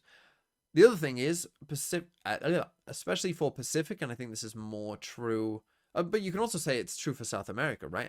And majority of the South American teams also have academy teams, right? you can say that there's maybe more of a nationalistic pride, attached to those teams, and those teams want to be seen doing good things for their kind of national region, right? So if you're, global esports is the obvious example, you want to be seen, helping out the Indian scene, right? But the same is true for, Team Secret or RRQ or whoever else, right? Or the South American teams, like the Brazilian teams, the LATAM teams, right? Where there's more of a nationalistic, regionalistic pride attached to those teams. So the org gets perhaps a greater benefit from being seen helping out their, people of their nationality, right? Or people of their region. So I think that that's probably why Pacific had more than, for instance, EMEA, whereas EMEA is more kind of a shared culture. There isn't as much of a kind of prerequisite of being like, you must, you're a French org, so you must have all French players, or Spanish org, so you must have all Spanish players. Like, that there isn't that same kind of, not that there isn't a nationalistic pride, there is a worrying level of nationalistic pride sometimes. But, I just think that it doesn't play out to the same kind of level. Like in EMEA, like Team Heretic's not having a Spanish player, no one cares, basically. Whereas, if like Global not having an Indian player, people do care about that, right? Like people do care, and it would be the same for, other teams in those regions as well, I think, if they didn't have a single player from, Acend, wherever they're from. Let's move on. This is from Garopop, I'm pretty sure. I know from the thing that you can't see. Do you think Frost's idea of having multiple possible team comps on maps will ever become an actual strategy used by top teams, where you can pull out a slightly different comp for each team at a tourney to counter their comps? Or is it not worth the effort when you could just make one comp super drilled? So basically, is it worth having multiple team comps, like for every map, right? And being able to pull them out different times to be unpredictable? And I think the answer is really, what's interesting is I think it kind of depends. And I think it depends what part of the season we're in. Because when you're in league play, right, you have a full week to prepare for your opponent. That's a pretty good amount of time, right? You should be able to come up with some pretty decent anti-strats of your opponent when you have a full week to prepare, right? You should have a decent idea of where you're going to go on the map veto, maybe where they're going to go. Map 3 might be harder to predict, but, you should have a decent idea of maybe 2 of the maps as well. And so, yeah, having multiple comps in that setting, I think, is pretty useful, because you can just basically throw away all of your opponent's, preparation. And when I'm talking about multiple team comps, I'm not talking about changing like one agent or changing a Killjoy for a Cypher, right? We're talking about like fundamentally very different comps, right? Which I think is what Frost is on about as well here, when you're talking about playing multiple team comps. I think in that saying, that makes sense, right? The problem is that in Valorant, we go from that kind of week-to-week setting to when you play in the playoffs or when you play in an international, then you have less time to prepare, right? Then you might only have a day, 2 days max, right, to prepare for a new opponent. And the games will come thick and fast.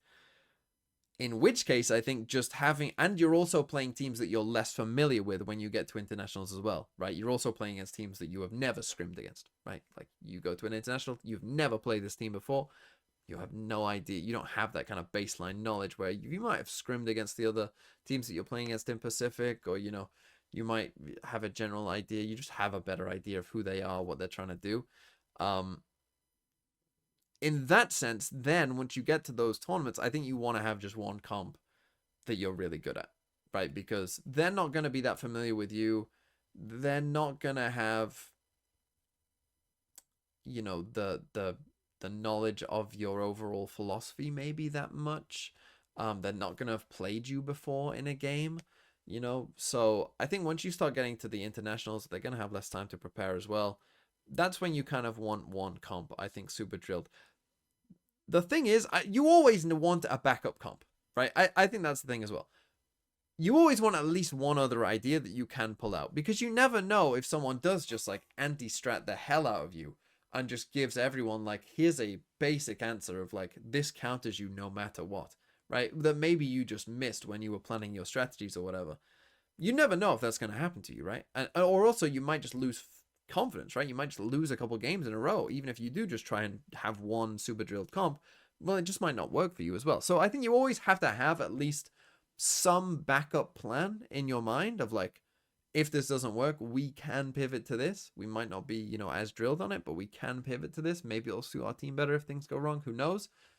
But I think if I was on a team, I think I'd probably approach it with, we have one comp that we are going to run, because I think obviously you want to be good for the playoffs and you want to be good in internationals, you know, and you want to have those drilled comps. So we're going to have one main comp that we run on each map, and we're going to be drilled at it, and we're going to understand that comp, you know, very, very well. But every so often, we will just quickly practice, you know, another comp, a slightly different comp, you know, that if we feel isn't, you know, our comp isn't working for whatever reason, we do have at least something else that we can fall back on. That is what I think I would go for if I was running a team. But also, you know, again, this idea of having multiple team comps, if picks and bans ever come into Valorant, then obviously having multiple team comps is very good. Right, if agent bans ever come into Valorant, then having obviously multiple comps will be the way that you definitely should run, you know, your team. But we're still probably quite a way away from that if it does come to Valorant. So moving on, and this is going to be the final question. I mean, I've gone 1 hour 45 here, which I think is quite impressive, just for one man to do, one man against the world.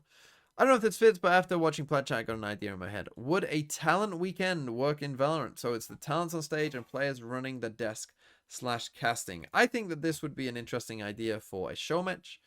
You know, having Sideshow, Bren, Yinsu, you know, playing in the show match, and you get like, it would probably be fun to have like, you know, like Tarek hosting, and then like a bunch of like pro players like casting. Or maybe you have like, you know, one caster who's like, you know, holding their hand through it, and they can kind of, you know, just chip in whenever they want on the cast and talk about things. I think that would be pretty fun as kind of a one-off. I think doing it as like a full weekend or a full, you know, broadcast might be a bit much, but I think just for like a one-off, a show match or something like that could be pretty fun. Especially, you know, because I do think we have, you know, a pretty good subset of characters on the kind of you know, talent side of things as well, right? Obviously Sideshow, you know, I mean, just to watch him play on stage would just be extremely funny. I'm sure you all agree. But yeah, that's gonna be it. That's gonna be the show. That was a Cosmic Divide, a one-man Cosmic Divide. Let me know what you think in the comments. You know, did it work? Were the questions interesting? If the questions weren't interesting, you can't even blame me because I didn't ask them, right? I just answered what was on my Discord.